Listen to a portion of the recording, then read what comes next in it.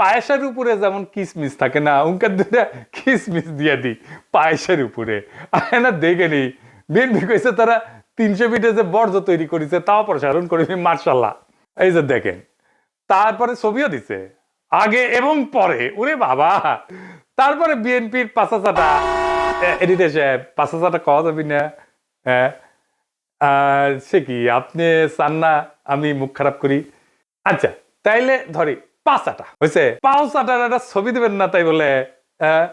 ভালো হয়েছে, ভালো হয়েছে না? তো জুতার সাইজ কলে ভালো, মাশাআল্লাহ। অনেকে সেট পারবি, জায়গা আছে অনেক সামনে। কে করে বিএনপি কইছে পরিষ্কার করিছে, আর বন্ধের আলো কইতেছে আম্বা। ওরা ওই একই কথা। গণসংবর্ধনার পর 300 ফিট সড়কের বর্জ্য অপসারণ করলো ঢাকা উত্তর বিএনপি। তো আসেন না বিএনপি রেডিও, ওটা তো ছবি দেখলেন, স্টিল ছবি, একটা ভিডিও দেখেন বিএনপির কর্মীরা পরিষ্কার করছে, ভালো লাগবে না? দেখেন 26 তারিখ সকালে 300 ফিট এলাকায় গিয়ে দেখা যায় জমে থাকা ময়লার স্তূপ পরিষ্কার করছেন ঢাকা উত্তর সিটি কর্পোরেশনের পরিচ্ছন্নতা কর্মীরা।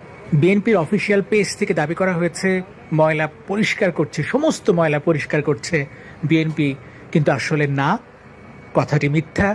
পুরো অংশের অধিকাংশ অর্থাৎ 90% বর্জ্য ময়লা পরিষ্কার করেছে ঢাকা উত্তর সিটি কর্পোরেশন। দেখেছেন কারা করিচ্ছে পরিষ্কার? 148 টন বর্জ্য পরিষ্কার করছে সিটি কর্পোরেশন। কেমন ধাপ্পা দেয় দেখেন।